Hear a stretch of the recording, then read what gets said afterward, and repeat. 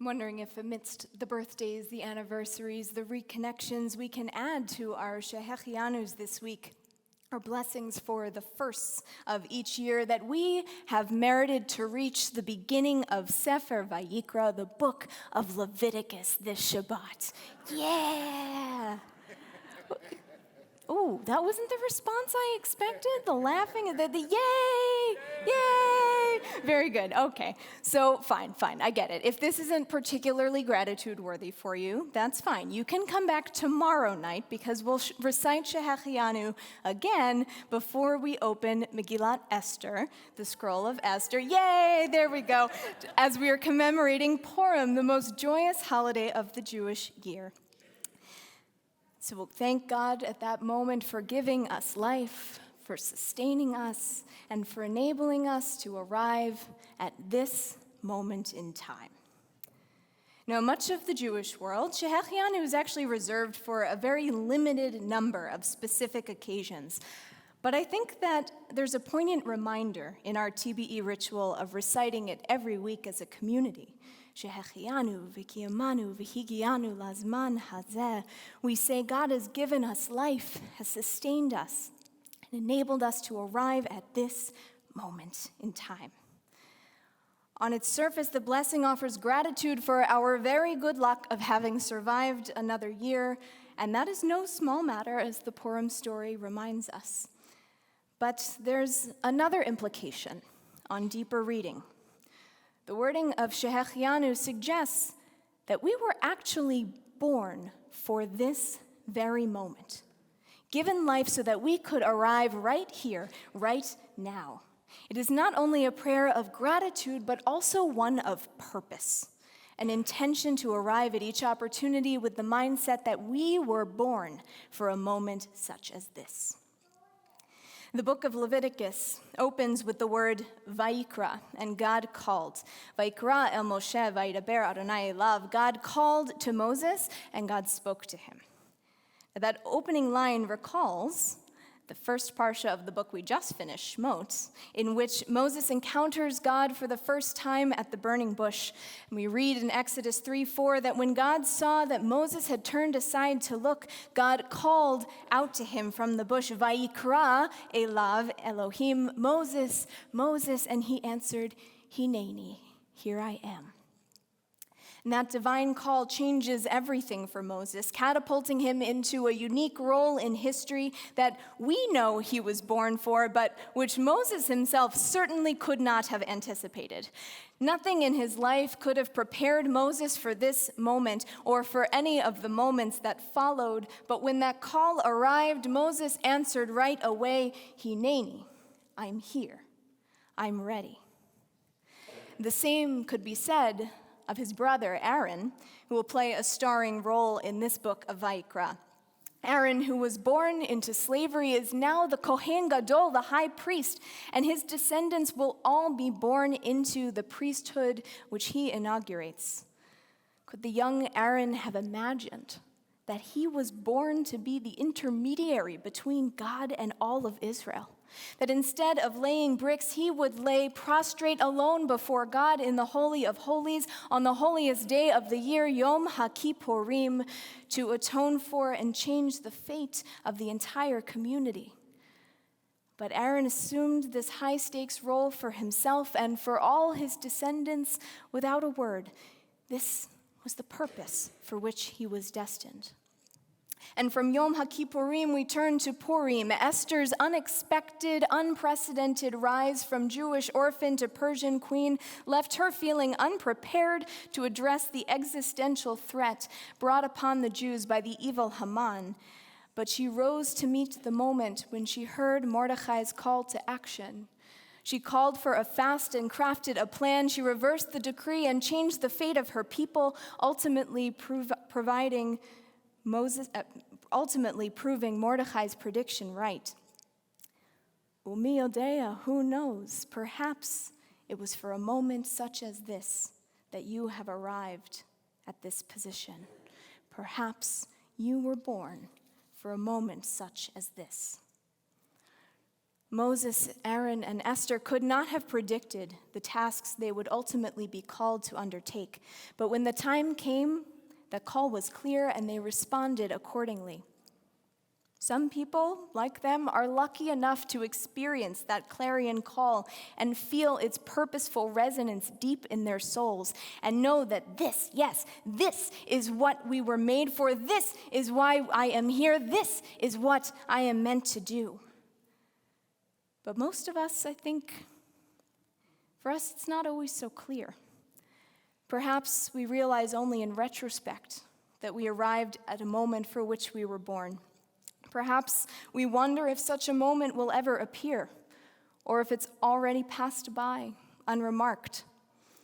Not everyone experiences an Esther, Aaron, or Moses call, but then again, Esther, Aaron, and Moses are not everyone. Not every moment that we're born for has to look extraordinary. So perhaps, instead of using Aaron as an example, we can look to his sons, the priests, people who were literally born to do what they did, preset, pre-programmed purpose from birth. As we learn in this week's Parsha and the many to follow in Leviticus, the priests were responsible for facilitating individual and communal atonement, for offering sacrifices of gratitude, of well-being, of healing. Day in and day out, they went through the prescribed motions, rituals from which they could not deviate by a single step, using fire and water, ash and earth, and lots of blood to attune and atone between creator and creation. An ordinary day for the priests may have involved many extraordinary moments, life-giving, life-affirming, life-changing moments for the people that they served, each one a moment they were born for, each one born for moments such as these.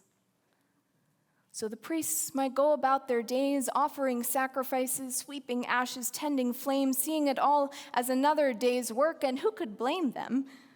How often do we each do the same with our own work we do in the world? And yet imagine how different it would be for the priest who pauses periodically and remarks to himself, wow, I was born to do this, to be right here in this moment with this person, with this task. This is why I'm here. What a blessing. Expanding this understanding of purpose beyond the priests, Rabbi Lawrence Kushner offers this beautiful teaching about angels in our tradition. Ordinary people, he wrote, are messengers of the Most High. They go about their tasks in holy anonymity, often even unknown to themselves. Yet if they had not been there, if they had not said what they said or did what they did, it would not be the way it is now. We would not be the way we are now. Never forget that you, too, yourself, might be a messenger, perhaps one whose errand extends over several lifetimes. And I do not know how many times in one's life one is also a messenger, but for everyone, it is at least once.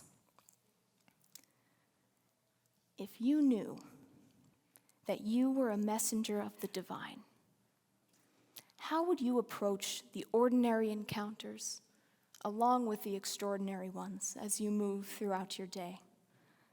How might you change someone's life? How might someone else change yours?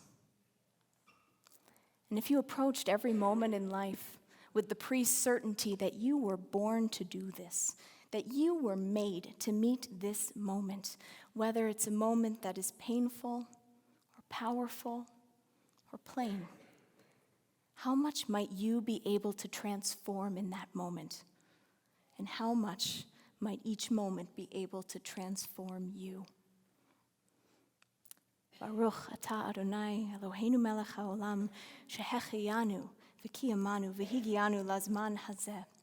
Shehecheyanu, for giving life to us, for enlivening us. That collective plural in Shehecheyanu teaches that each and every one of us has a purpose, a sacred task in this world, a reason for arriving at each moment that we are alive. Whether we answer a call to lead like Moses, Aaron, or Esther, or whether our sacred purposes manifest themselves more subtly throughout our lives, we may never know for certain when our Vayikra call will come, or what divine message we carry, or whose lives we are meant to transform.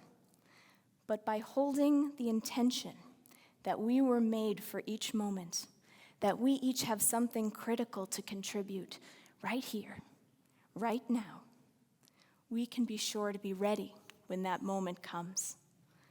And along the way, we will be more alive to the meaning underlying our everyday moments, and more open to experiencing the extraordinary in our ordinary encounters.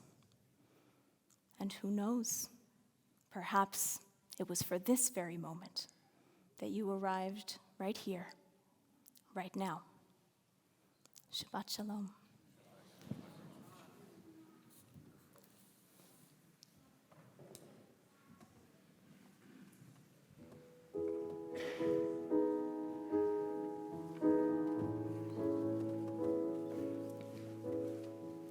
Baruch atah Adonai Eloheinu melech haolam. Baruch atah Adonai Eloheinu melech haolam. Shehecheyanu v'kiyamanu v'higiyanu lazman hazeh.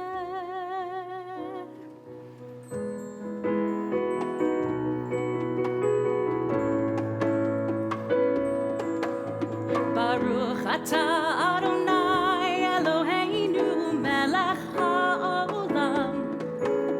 Baruch atah Adonai Eloheinu melech haolam.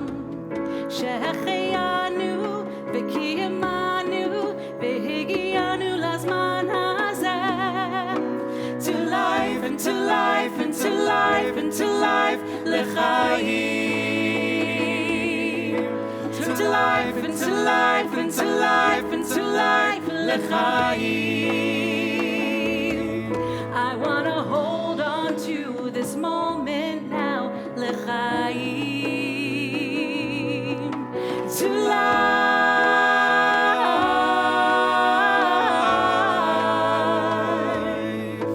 to life.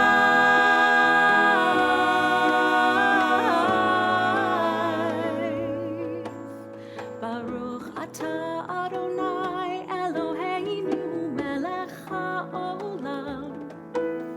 Baruch atah Adonai Eloheinu melech haolam.